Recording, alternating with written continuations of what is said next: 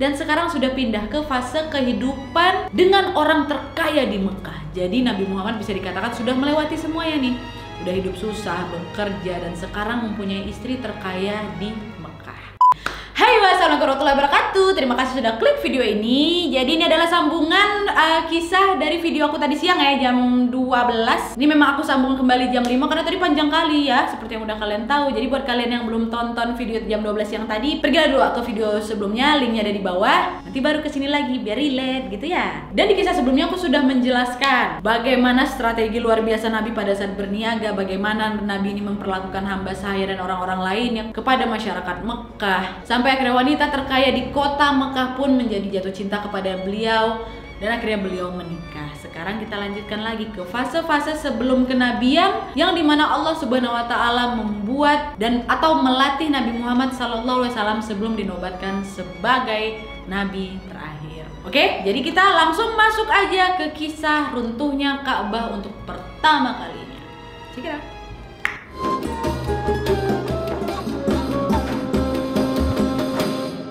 Jadi Wak, sebenarnya ada sedikit tuh perdebatan ahli sejarah mengenai penyebab sebagian robohnya Ka'bah, Wak. Jadi memang nggak roboh semua, sebagian aja. Ingat ya, sekali lagi ini terjadi sebelum Islam ada. Yang pertama katanya akibat robohnya Ka'bah ini dikarenakan banjir bandang, Wak, di kota Mekah. Karena perlu diketahui kontur permukaan kota Mekah itu kan dikelilingi oleh lembah lah gitu kan, yang membuat kota Mekah ini menjadi mudah banjir ketika hujan datang. Terus kedua ada juga riwayat yang menyebutkan bahwa ada seseorang yang pada saat itu sedang membawa wangi-wangian berbentuk dupa gitulah, dengan niat untuk memberikan wangi di ruangan sekitar Ka'bah. Dan kemudian arang di dupanya itu jatuh sehingga mengenai kiswah atau kain penutup Ka'bah sehingga terbakarlah itu Ka'bahnya. Terus yang ketiga ada juga yang mengatakan bahwa robohnya Ka'bah dikarenakan banyaknya kiswah atau kain penutup Ka'bah itu yang disusun atau ditumpuk di atas Ka'bah. Karena seperti kebiasaan para tokoh yang mengunjungi Ka'bah, mau tokoh dari Mekah ataupun luar Mekah, apabila mereka mengunjungi pasti akan memberikan kiswah lagi untuk Ka'bah tersebut. Nah, karena pemberian ini bisa dikatakan dalam rentang waktunya berturut-turut sehingga penumpukannya juga lumayan tebal, beratus-ratus bahkan mungkin ribuan. Nah, kiswah yang menumpuk itu membuat struktur dari bangunan Ka'bah tersebut tidak bisa mumpuni. Karena berat kain itu, ya robohlah sebagian dari Ka'bah itu.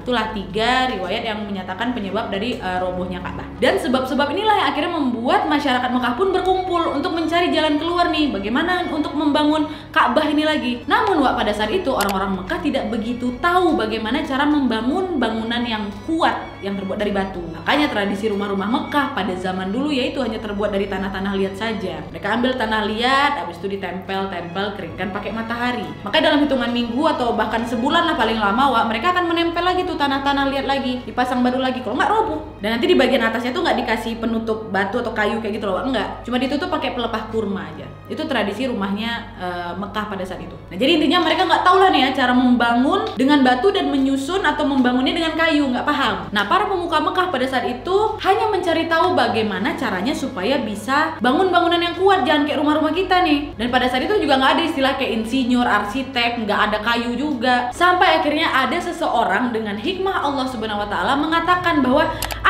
ada kapal kayu yang tenggelam, semua penumpangnya tewas, nggak ada lagi pemiliknya, dan sekarang kapal itu sudah muncul ke permukaan. Tapi orang-orang tidak menghiraukan kapal tersebut. Menurut kabar katanya kapal itu ditemukan di Jeddah, Wak, kapal kayu itu mah. Maka saat mendengarkan kabar itu, mereka pun sepakat mendatangi siapa nih yang bertanggung jawab atas kapal kayu ini. Dan ternyata setelah dicari tahu masih ada ahli warisnya. Didatangilah kan ahli warisnya, ditanya, kami ingin mengambil kayu-kayu kapal ini, bagaimana caranya, apakah mau dijual kah, begitulah. Terus kata ahli warisnya, tidak usah, ambillah, kami hibahkan, katanya, ambil. Nah, maka dari itu kayu-kayu kapal ini pun diambil oleh kaum Quraisy untuk dibawa lagi ke Mekah untuk bisa dipakai menjadi pondasi Ka'bah. Kemudian juga, Wak, atas hikmah Allah ada lagi orang Mekah yang datang dari luar Mekah membeli hamba sahaya asal Afrika, dan hamba sahaya ini mahir dalam membangun susunan batu. Maka dengan kejadian ini termudahkan lah ya urusan mereka. Kayu udah ada, orang yang bisa nyusun batu udah ada. Maka dari situ mulailah mereka berencana untuk membangun Ka'bah kembali, Wak. Tapi hanya saja pada saat itu ketika mereka kan harus mengumpulkan uang kan untuk membangun ini semua, harta yang mereka kumpulkan itu bercampur aduk. Ternyata orang Quraisy menggabungkan harta halal sama harta haram. ada harta halal yang diperoleh dari berdagang, dari hal-hal yang baik lah. Ada juga harta haram yang diambil dari meribakan uang, dapat keuntungan dari ngejual penari dan lain-lain. Dah, bercampur harta itu kan yang ingin digunakan untuk membangun kembali Ka'bah. Dan setelah uang tersebut terkumpul, mereka ingin pergilah gitu ke daerah sekitar Ka'bah. Ada nih seseorang yang pada saat itu dia ingin mendekati Ka'bah, tiba-tiba melihat ada seekor ular besar kali ular dalam Ka'bah itu. Badannya warna hitam, kepala putih. Tiap kali orang mau dekat diserang, tiap kali orang mau dekat diserang. Nah, melihat kejadian itu mereka heran, kok bisa Ka'bah rumah Allah, kenapa bisa ada ular? Sampai akhirnya mereka berkumpul lagi, ayo kumpul. Diskusi lagi, ini kenapa bisa jadi hal seperti ini? Sampai akhirnya ada yang mengatakan jangan-jangan ada yang tidak beres dengan uang yang sudah kita kumpulkan. Barulah dikasih tahu, mungkin ada uang haram di dalam sini Fulan. Dah baiklah, baik kita keluarkan uang haram ini. Siapa yang beri uang haram, keluarkan, sisihkan. Dah, keluarkan uang haram, sisalah uang halal kan. Pada saat sudah berhasil menyisihkan uang halal dan haram dan halal yang akan dipakai, pada saat itu juga mereka menyaksikan ada burung besar kali yang datang dari arah timur, pergi di atas Ka'bah. Pada saat itu tidak diketahui dengan kaki atau dengan pelatuknya. Burung ini menangkap, mencengkram ular besar tersebut, naik, pergi, dibawa pergi ke arah tadi timur apa barat ya? Barat.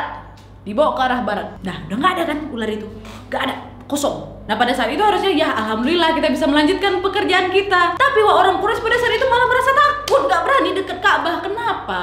Karena mereka sudah tahu, dan bahkan ada juga dari mereka yang masih hidup dan pernah menyaksikan sendiri kalau dulu ada kasus Abraha, di mana Abraha ini ingin menyerang Mekah dengan pasukan gajah. Oleh karena itu tahun kejadian ini disebut tahun gajah. Dan kalau misalnya kalian masih ingat, di tahun inilah Nabi Muhammad SAW lahir. Ya, dah. Dan peristiwa tersebut diabadikan di mana? Di Al-Fil Bintaro. Alam tara kaifa fa'ala rabbuka bi ashabil fil. Nah, itu peristiwa soal Abraha. Dan pada saat itu, pada saat Abraha ingin mendekati Ka'bah untuk menyerangnya dengan pasukan-pasukan yang ramai kali ini, dengan gajah yang besar kali, mereka langsung dihujani batu yang dilempar burung ababil. Nah, dikabarkan batu yang dilempar oleh burung ini adalah batu yang dibawa dari neraka, sehingga waktu dicampakkan batu tersebut, gajahnya yang badannya besar kali kena batu itu tembus.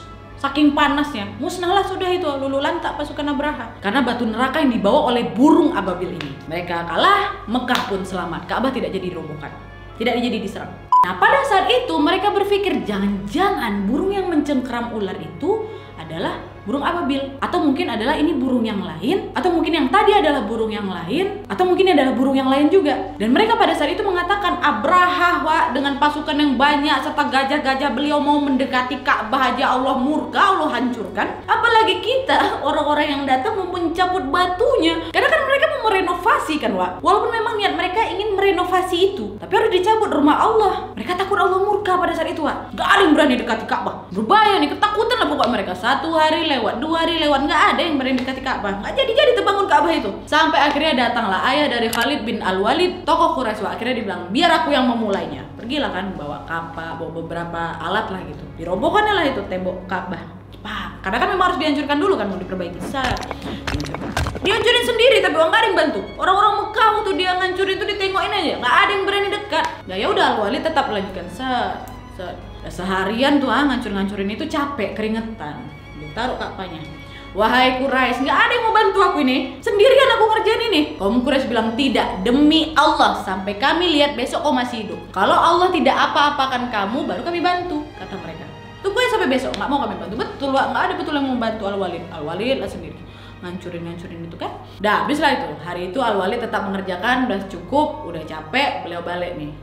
Besok paginya beliau datang lagi bawa peralatan, mau melanjutkan pekerjaan beliau. Dan pada saat kaum Quraisy melihat tidak ada apa-apa yang terjadi di Al-Walid, akhirnya baru kaum Quraisy membantu Al-Walid. Mereka pun mulailah bergotong royong untuk membangun kembali Ka'bah. Sampai mereka sudah memulai untuk membangun pondasinya.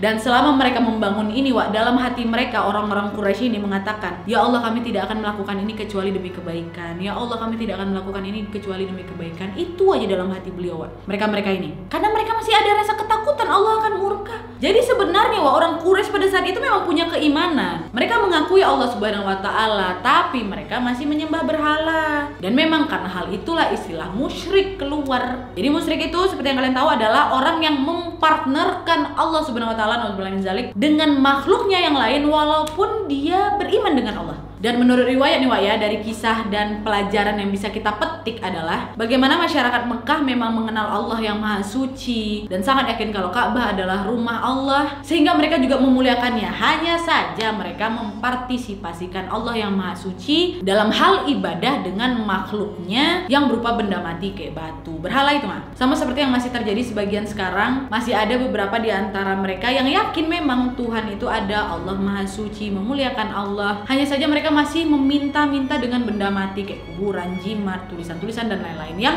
dikultuskan memiliki kekuatan. Jadi memang ini sama seperti perilaku kaum Quraisy pada zaman dulu, Wak. Dimana memang kaum Quraisy yang tidak beriman kepada Nabi Muhammad pada saat itu ya, memang mempercayai Allah Subhanahu wa taala, hanya saja mereka menyembah berhala sebagai perantara kepada Allah. Dan Allah tidak membutuhkan perantara, tidak membutuhkan benda mati. Allah Subhanahu wa taala selalu memintakan kita kalau mau berdoa langsung berdoa kepadanya. Kecuali yang memang Allah Subhanahu wa taala perintahkan. Contoh, seperti kita disuruh sujud ke hadapan Ka'bah. Itu adalah arah kita untuk sholat. Kiblat. Betul memang dia batu, tapi memang itu perintah Allah. Arah sholat menuju ke Ka'bah. Kalau Allah suruh bersujud ke hadapan pohon, sujud ke pohon. Laut.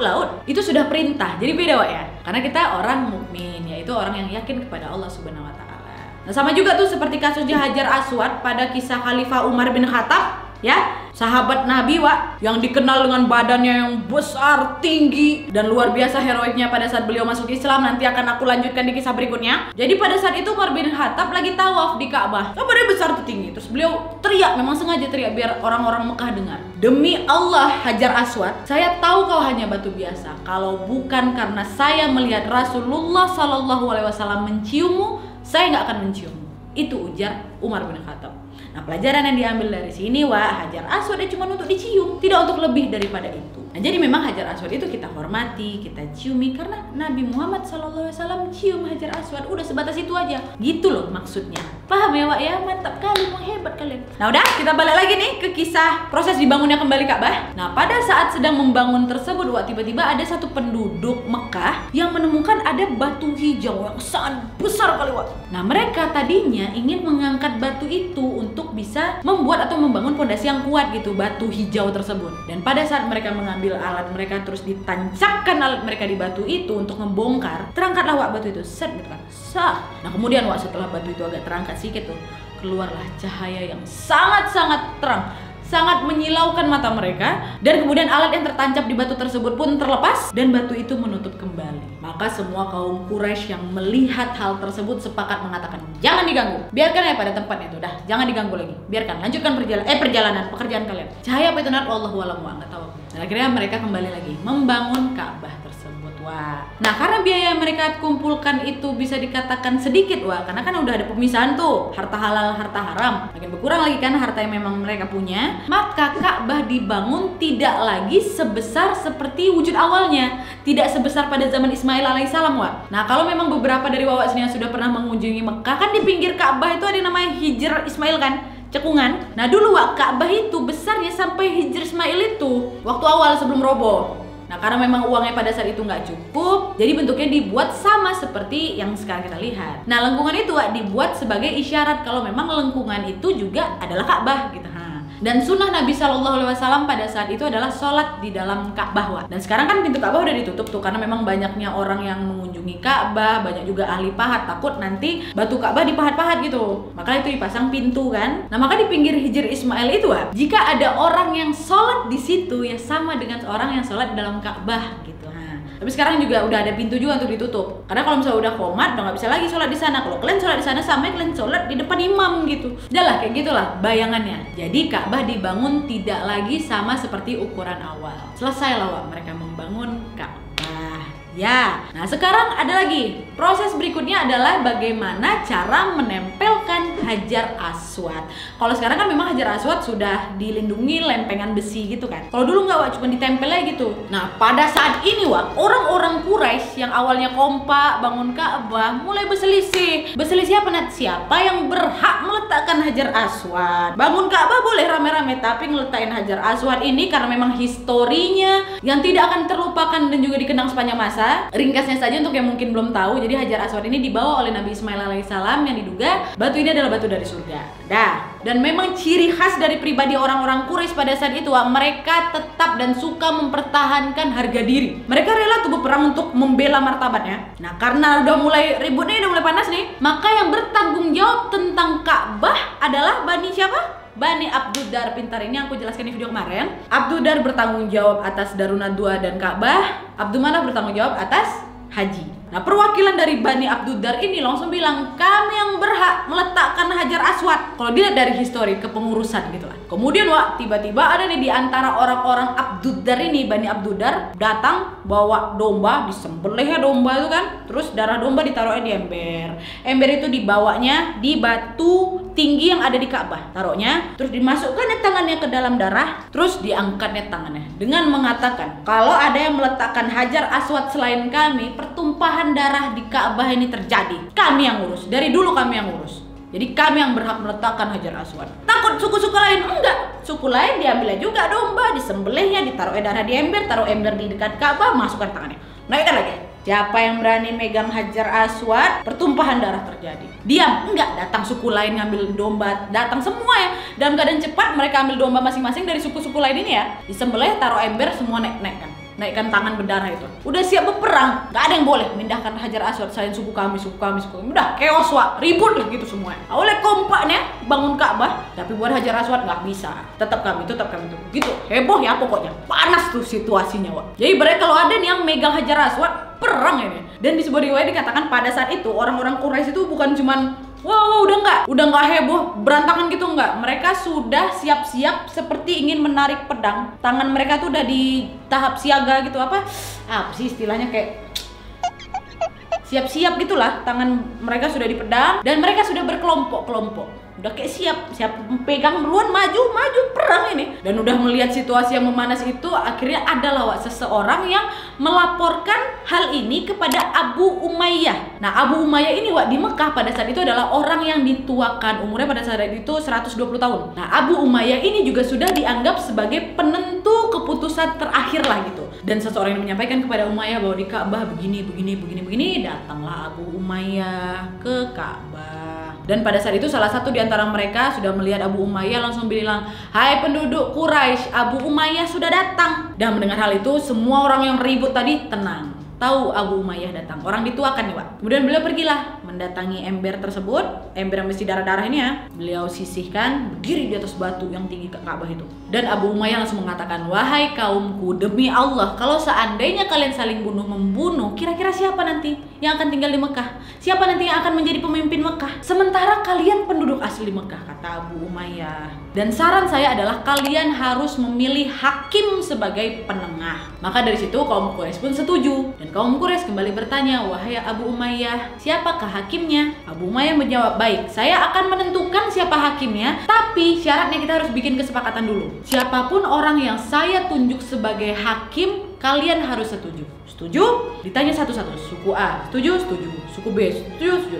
Tanyalah satu-satu. Pada setuju nih semua ya. Nah, pada saat itu kaum Quraisy berpikir bahwa Abu Umayyah akan memilih salah satu di antara mereka, atau Abu Umayyah memilih dirinya sendiri. Tapi ternyata tidak, Abu Umayyah bilang begini, supaya adil itu pintu Mekah, menuju pintu Mekah. Pada saat itu dari Ka'bah ke pintu Mekah masih kelihatan walaupun jauh memang. Nah, siapapun yang masuk dari pintu itu, which is yang datang dari luar Mekah masuk ke Mekah dari pintu itu, dialah hakimnya, kata Abu Umayyah. Siapapun, mau laki-laki, perempuan, tua, muda, anak-anak, balita, siapapun yang masuk dari pintu itu, itulah hakimnya. Setuju semua? Setuju, kata kaum Quraisy ini kan. Dan fakta sejarah mengatakan mata mereka semua, mata satu kota Mekah ini langsung tersorot ke pintu Mekah itu. Ini mereka udah siap-siap saling bunuh-membunuh nih ya. Langsung semua atas keputusan Abu Umayyah, tengoklah ke pintu itu. Mereka sorot, tunggu siapa yang datang, karena hakim mereka. Dan ternyata orang yang masuk dari pintu itu adalah Nabi Muhammad Sallallahu Alaihi Wasallam. Dan yang luar biasanya lagi nih ya, pada saat itu satu Mekah yang menyaksikan kedatangan Nabi Sallallahu Alaihi Wasallam langsung mengatakan, As-sadiqul amin, as-sadiqul amin, as-sadiqul amin, radian. Orang yang terpercaya dan paling jujur, orang yang terpercaya dan paling jujur, orang yang terpercaya dan paling jujur, dan kami sudah ridho. Aduh, aku terharu kalau bahas ini, ya Allah. Satu Mekah sepakat itu, Wak. Dan ini terjadi sebelum penobatan Nabi ya, Wak. Jadi Allah buat satu Mekah mengikrarkan kejujuran Nabi Muhammad SAW.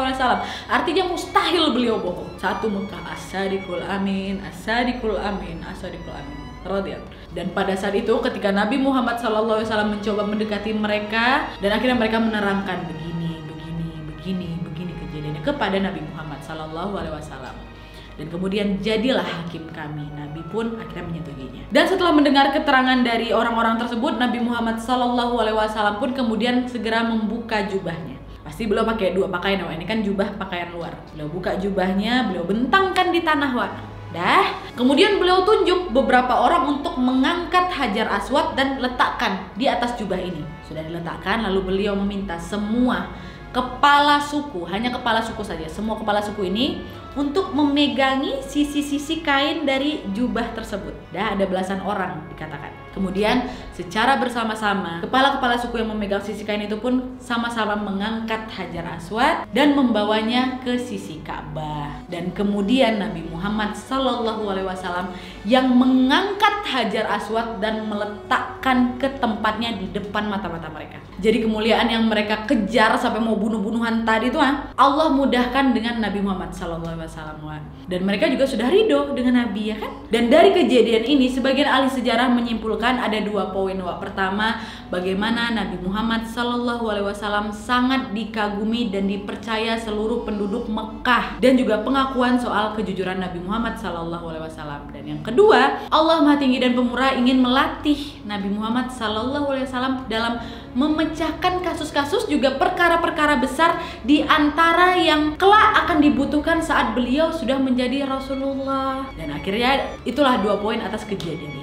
Dan akhirnya Nabi Muhammad SAW pun berhasil memecahkan masalah tersebut, dan makinlah dikenallah kalau Nabi Muhammad SAW adalah penengah, hakim yang paling bijaksana, dan mereka mengatakan pengganti Abu Umayyah adalah Nabi Muhammad SAW.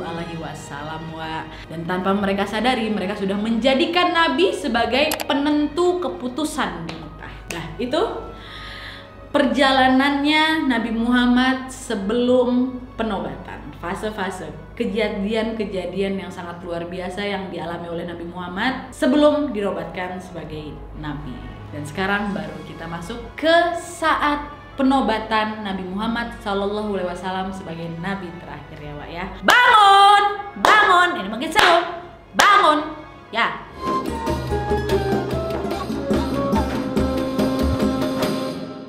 Nah, jadi, Wak, di antara hal-hal yang mendekati fase kenabian adalah Nabi Muhammad SAW dibuat suka beribadah atau khalwah, suka menyendiri gitu untuk beribadah. Dan ini terjadi di bulan Ramadan. Pada saat itu beliau suka sekali nih pergi ke Gua Hira yang berada di Jabal Nur, Gunung Cahaya. Dan Nabi dibuat suka berkhalwah, Wak, menyendiri untuk ibadah, bukan khalwat ya. Kalau khalwat itu beda lagi, Wak. Khalwat itu adalah hal yang diharamkan dalam agama yang bermakna berkumpulnya dua orang beda jenis di tempat sepi. Jangan salah sebut, Wak, ya. Khalwah bukan khalwat. Nah, Nabi, Wak, pada saat itu entah kenapa merasakan ilham dalam dirinya untuk mendatangi Jabal Nur atau Gunung Nur tadi tuh, dimana gunung ini jauh dari Mekah. Sekarang aja kalau nggak salah pergi ke sana tuh kurang lebih 10-15 menit naik mobil, dulu jalan kaki jauh. Dan Nabi SAW sengaja datang ke sana supaya jauh dari penduduk-penduduk Mekah dulu. Dan kemudian gunung itu ya tinggi kan, dan di atas gunung ini ada tebing yang kayak mencorong ke bawah gitu, Wak, sehingga orang bisa masuk. Nah, inilah disebut Gua Hira itu. Nah, Nabi Muhammad SAW memilih itu karena bisa menghadap ke Ka'bah. Kalau bisa duduk di situ, bisa melihat Ka'bah lah gitu, Wak. Nah, setelah berjalannya masa khalwah ini, Nabi SAW pun masuklah masa penobatan kenabian Nabi Muhammad SAW, tepatnya di bulan Ramadan, Wak. Dan selama 26 hari Nabi Muhammad SAW berkhalwah di Gua Hira tersebut, di malam ke-27-nya Allah Subhanahu wa taala mendatangkan kepada Nabi SAW menjelang subuh postur manusia yang tiba-tiba muncul di hadapan Nabi. Dan manusia ini adalah jelmaan malaikat Jibril. Pada saat itu Nabi Muhammad belum mengetahui siapa Jibril gitu. Tadinya sunyi kali, Wak. Gua Hira itu Nabi berada di puncak gunung, berarti siapapun yang naik harusnya kelihatan gitu kan. Tapi nggak tiba-tiba aja muncul manusia di hadapan Nabi. Nabi mengatakan pada saat itu orang tersebut menggunakan baju putih bersih dan di tangannya terdapat kotak yang terbungkus dengan kain sutra, dan di dalam kotak tersebut ada buku, dan berkata, bacalah wahai Muhammad. Aku berkata, aku tidak bisa membaca. Lalu orang itu memelukku dengan sangat keras, seakan-akan rohku ini ingin keluar. Lalu kemudian melepaskanku dan berkata lagi, bacalah wahai Muhammad. Aku berkata untuk kedua kalinya, aku tidak bisa membaca. Kemudian orang itu pun kembali memelukku lagi dengan sangat keras untuk kedua kalinya, seakan-akan rohku ini akan keluar, dan lalu melepaskanku lagi dan berkata untuk ketiga kalinya, bacalah wahai Muhammad. Dan aku berkata untuk ketiga kalinya, aku tidak bisa membaca. Kembali lagi orang itu pun kembali memelukku dengan keras untuk ketiga kalinya, seakan-akan rohku ini akan keluar, lalu melepaskanku lagi dan bertanya lagi, bacalah wahai Muhammad. Kemudian aku merubah pertanyaanku dengan mengatakan, apa yang harus aku baca? Maka orang itu menyuruhku untuk membaca surat Al-Alaq ayat 1 sampai 5. Iqra bismi rabbikal ladzi khalaq, khalaqal insana min 'alaq, Iqra wa rabbukal akram, allazi 'allama bil qalam, 'allamal insana ma lam ya'lam. Bacalah dengan menyebut nama Tuhanmu yang menciptakan. Dia telah menciptakan manusia dari segumpal darah. Bacalah, dan Tuhanmu lah yang maha mulia, yang mengajar manusia dengan pena. Dia mengajarkan manusia apa yang tidak diketahuinya. Dan setelah turun ayat itu, tiba-tiba saja Jibril, yaitu jelmaan manusia yang dilihat oleh Nabi Muhammad SAW ini pun hilang tiba-tiba. Bayangkan kalau kita di posisi Nabi SAW, sendirian di tengah malam dalam gua, tidak ada satu orang pun di sana. Tiba-tiba datang orang secara misterius, suruh baca, lalu pergi. Alami sekali kejadian pada saat itu. Nah, setelah kejadian itu kemudian Nabi Muhammad SAW pun ketakutan. Lalu Nabi SAW pun segera bergegas mengambil semua bekal beliau, turun dari gunung. Nah, waktu udah tiba di bawah, langit udah lumayan cerah, belum pagi tapi kayak awal-awal setelah sholat subuh lah, Kemudian kata Nabi SAW, beliau mengatakan, tiba-tiba aku sudah tiba di sebuah padang pasir di bawah gunung, dan aku mendengarkan suara dari langit yang mengatakan, wahai Muhammad, engkau adalah utusan Allah dan aku adalah Jibril. Wahai Muhammad, engkau adalah utusan Allah dan aku adalah Jibril. Wahai Muhammad, engkau adalah utusan Allah dan aku adalah Jibril. 3 kali, Dan kata Nabi Muhammad SAW dalam hadis Bukhari, pada saat aku mengangkat kepalaku ke arah langit dan melihat seluruh langit dari timur, barat, utara, selatan, semua dipenuhi postur badan malaikat Jibril. Jibril pada saat itu dianugerahi oleh Allah Subhanahu wa taala 600 ekor sayap, yang kalau satu saja sayapnya dikibaskan ke bumi, hancur bumi ini, Dan setelah mengatakan 3 hal tersebut, Jibril itu pun hilang. Nabi SAW melihat kejadian itu, bertambah lagi ketakutannya, langsung pulang balik ke rumah. Dan perlu diketahui, sebelum aku melanjutkan kisah ini, jadi Nabi Muhammad SAW itu diketahui sudah melihat postur Jibril aslinya itu 2 kali. Pertama pada saat yang tadi, yang kedua pada saat proses Isra Mi'raj. Nanti kalau misalnya ada kesempatan aku pengen banget ceritain soal Isra Mi'raj ini. Dan selain 2 waktu itu, Nabi Muhammad melihat Jibril dalam jelmaan manusia, Dah lanjut lagi. Jadi Nabi Muhammad pulang dengan rasa ketakutan, dia balik ke rumah betul-betul kayak ketakutan, bimbang, bingung, bercampur aduk semua. Dan sampai rumah pada saat itu matahari sudah terang, beliau mengetuk pintu. Dan adab Khadijah sang istri pada saat itu, sama sekali tidak curiga, menghardik, menyalahkan sang suami. Udah pulang pagi-pagi, keringatan, pergi 26 hari. Adab Siti Khadijah radhiyallahu anha tidak bertanya apa-apa sampai suaminya sendiri yang menjelaskan. Nabi SAW pada saat itu mengatakan, selimuti saya, selimuti saya. Khadijah radhiyallahu anha pun langsung mengambil selimut, dikeluarkan, diselimuti, dirangkul suaminya, masuk ke dalam. Duduk Nabi Muhammad SAW, disediakan air minum sama Siti Khadijah. Dan sampai saat itu juga Siti Khadijah tidak bertanya apa-apa, diam, tunggu suami yang menjelaskan. Dan setelah Nabi sudah agak sedikit tenang, barulah Nabi Muhammad SAW menceritakan, wahai Khadijah, tadi saya melihat ini, sampai di sini. Aku tidak tahu siapa itu Jibril, aku tidak tahu siapa itu Jibril, aku tidak tahu siapa itu Jibril. Dan Nabi Muhammad juga menyampaikan, aku tidak tahu siapa itu Jibril, karena kan waktu di padang pasir itu ketika beliau melihat ke arah langit, aku Jibril. Wahai Muhammad, engkau utusan Allah dan aku Jibril. Aku tidak tahu siapa Jibril. Lalu Khadijah istri soleha ini ini mengatakan, "Wahai suamiku, apakah kau pikir kau mendapatkan sesuatu yang buruk? Gangguan jin tidak akan pernah terjadi, demi Allah. Tidak mungkin kau ditimpa itu. Karena sesungguhnya kamu selalu menjadi orang baik. Kamu selalu bersilaturahmi, kamu selalu bersedekah, dan kamu selalu memenuhi segala kebutuhan orang-orang yang membutuhkan." Dan kemudian Khadijah pun melanjutkan, "Wahai suamiku, jangan khawatir. Aku memiliki sepupu yang bernama Waraqah bin Naufal. Mungkin dia punya informasi," kata Siti Khadijah. Nabi SAW pun langsung bersiap-siap, bersih-bersih, mandi gitu. Kemudian langsunglah dibawa oleh sang istri ke rumah Waraqah bin Naufal, sepupu Khadijah, di pagi itu juga, Wak. Setelah tiba di sana, beliau pun menceritakan kembali semua kejadian tersebut kepada Waraqah bin Naufal. Begini. Waraqah bin Naufal pada awal berceritanya udah terheran-heran, Wak. Beliau menyimak tuh terus cerita Nabi SAW karena ya detail kali kan. Dan ketika Nabi SAW sudah selesai bercerita, Waraqah mengatakan, "Sudah selesai ya Muhammad, ada lagi yang ingin kau sampaikan?" "Sudah tidak ada, Waraqah." Kemudian, Wak, kata Waraqah bin Naufal, "Allahu Akbar, yang datang kepada kamu itu adalah Namusal Akbar." Nah, Namusal Akbar ini apa, Wak? Jadi Namusal Akbar itu adalah istilah makhluk yang bersayap. Ini disebutkan masyhur, Wak, di kalangan Bani Israel, kalangan ahli kitab dalam Taurat Injil, dan disebutkan kalau Namusal Akbar ini adalah malaikat Jibril. Jadi itulah dikatakan Waraqah bin Naufal, "Allahu Akbar, yang datang kepada kamu adalah Namusal Akbar yang telah bertemu dengan Musa alaihissalam. Dan saya berharap jika saya masih hidup saat engkau nanti resmi diutus Allah dan datang lagi wahyu untuk engkau untuk diperintahkan untuk bisa berdakwah." Karena belum ada perintah baru ya, Wak, pada saat ini ya. Belum ada perintah dakwah. Perintah dakwah ini akan aku jelaskan di next video. Karena di next video aku akan membahas perjalanan dakwah Nabi secara terang-terangan dan sembunyi-sembunyi. Nanti kita akan lanjutkan. Jadi pada saat ini belum ada perintah dakwah ya. Nah, jadi lanjutkan kata Naufal, "Jika saya masih hidup saat engkau nanti resmi diutus kelak, maka pastilah aku yang akan menjadi penolongmu saat engkau diperangi dan dikeluarkan dari Mekah oleh kaummu." Nah, pada saat mendengar hal tersebut, Nabi Muhammad SAW terheran. "Apakah aku akan dikeluarkan oleh kaumku?" Karena kan pada saat itu seperti yang kalian tahu, Nabi SAW sangat dicintai oleh kaum Mekah.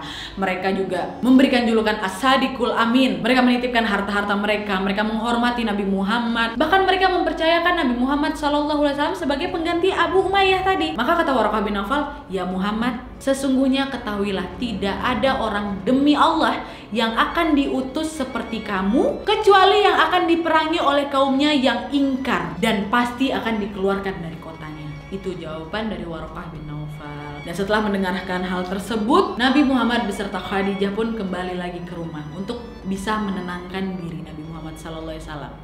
Dan setelah kejadian itu juga, setelah pertemuan bersama Waraqah bin Naufal, wahyu terputus, Wak, selama 6 bulan. Dan pendapat paling kuat mengatakan Waraqah bin Naufal meninggal di fase 6 bulan ini. Karena pada saat itu Waraqah bin Naufal memang sudah sangat tua, Wak. Di saat itu juga Nabi Muhammad sudah memiliki 6 orang anak. Beliau menikah usia 25 tahun, dinobatkan di usia 40 tahun.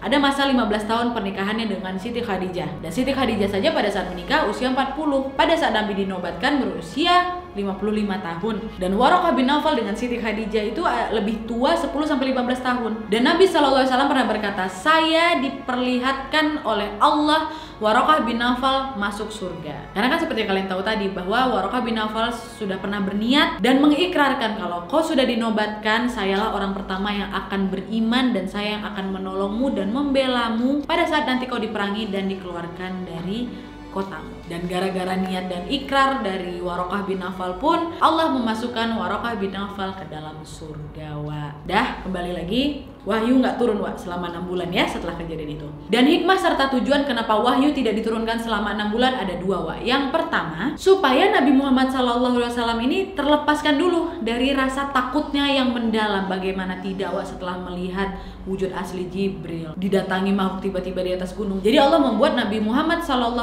ini terlepas dulu rasa takutnya, seperti kayak ditenangkan dulu gitu. Nah, itu yang pertama. Yang kedua, muncul dalam hadis setelah itu rasa penasaran atau ingin ingin tahu dan kesiapannya beliau untuk bisa menerima wahyu kembali. Jadi tujuan dari hal yang kedua ini beneran terjadi, Wak, karena setelah kejadian tersebut Nabi Muhammad SAW terus-menerus mendatangi padang pasir yang ketika bertemu dengan malaikat Jibril itu nunggu dari pagi sampai malam menunggu wahyu turun. Dan sampai di suatu malam yang mulia, Wak, ketika Nabi Muhammad tertidur dan terbungkuskan dengan selimut beliau, maka malaikat Jibril pun datang dengan wahyu lainnya yang berisi untuk menyampaikan dakwah Islam. Dan turunlah surat kedua setelah Al-Alaq, yaitu Al-Muddatsir ayat 1 sampai 7. Kalau di dalam Quran surat ke-74. Dan juga mungkin di sini timbul pertanyaannya dari Wawa. Kenapa Al-Quran kan ada 30 juz? Surat 1 Al-Fatihah, surat kedua Al-Baqarah, surat ketiga Ali Imran, seterusnya An-Nas 114. Kenapa di juz 29 30 itu rata-rata surat Makkiyah atau surat yang turun di Mekah? Kenapa tapi ditaruh di akhir ya, Wak? Siapa yang menaruhnya? Gitulah. Nah, jawabannya adalah Nabi Muhammad SAW yang menaruhnya atas perintah Allah Subhanahu wa taala. Dah, surat kedua turun. Yang pasti akan ada tuh surat-surat berikutnya yang turun, dan berarti setelah kejadian ini sudah ada perintah untuk Nabi Muhammad SAW menyebarkan dakwah Islam. Dan setelah itu baru wahyu turun bertubi-tubi, Wak, kepada Nabi Muhammad SAW untuk bisa menyebarkan dakwah. Dan barulah dari sini perjuangan Nabi Muhammad SAW menyebarkan Islam dimulai. Dan bagaimana kisahnya? Insya Allah kita akan bertemu lagi di minggu depan, Wak, ya, untuk bisa mendengarkan kembali cerita bagaimana Nabi Muhammad SAW menyebarkan dakwah Islam setelah beliau dinobatkan sebagai Nabi terakhir. Oke, Wak, jadi itu tadi ceritanya perjalanan fase-fase sebelum kenabian dan akhirnya proses penobatan Nabi menjadi Nabi terakhir. Terima kasih banyak yang masih nonton sampai di menit ini. Aku nggak tahu nih, kayaknya panjang sekali. Makasih banyak. Semoga apa yang bisa aku sampaikan ini bisa bermanfaat buat kalian. Dan buat kalian yang pengen tahu cerita lebih lengkapnya lagi, kalian boleh langsung pergi ke YouTube, cari Sirah Nabawiyah Ustadz Khalid Basalamah, ada dari 1, 2, 3 sampai sekian. Itu lebih lengkap lagi, Wak. Ini yang aku ceritakan hanyalah perjalanan dari Mekah, Nabi lahir, fase sebelum kenabian, Nabi menjadi Nabi terakhir, dan berikutnya. Hanya ada bisa 6 video yang aku ringkas. Jadi untuk lebih lengkapnya silakan, Wak, monggo ke Sirah Nabawiyah di YouTube Ustadz Khalid Basalamah atau video-video yang lainnya juga nggak apa-apa. Oke, Wak, jadi sekian dulu videonya. Terima kasih banyak yang sudah menonton. Buat kalian yang menjalani ibadah puasa, selamat berpuasa. Bentar lagi buka nih harusnya. Dan hari ini memang tampilan baru, Nadia pakai bergosyaka. Aku setiap kali story pakai ini. Wak, cobalah sesekali kau filming pakai itu aja, nggak usah pasmina baik. Aku akan cobain. Ternyata lebih enak. Ini buat kalian yang pengen memilikinya, langsung aja pergi ke Shalita Official atau ke Instagram kita buat mengetahui promo-promo menarik, Wak. Apalagi bulan Ramadan banyak tuh promo Shalita. Ya, oke, Wak, jadi pamit dulu, Wak, ya. Kalau kalian suka video ini, klik like-nya. Jangan lupa komen di bawah untuk ide-ide dan saran-saran untuk video selanjutnya. Jangan lupa nyalain notifikasinya supaya kalian tahu kalau aku upload video baru. And as always, jangan lupa untuk klik tombol subscribe supaya kalian sama-sama tahu informasi menarik dan menegangkan dari channel aku. See you next video, Wak. Bye.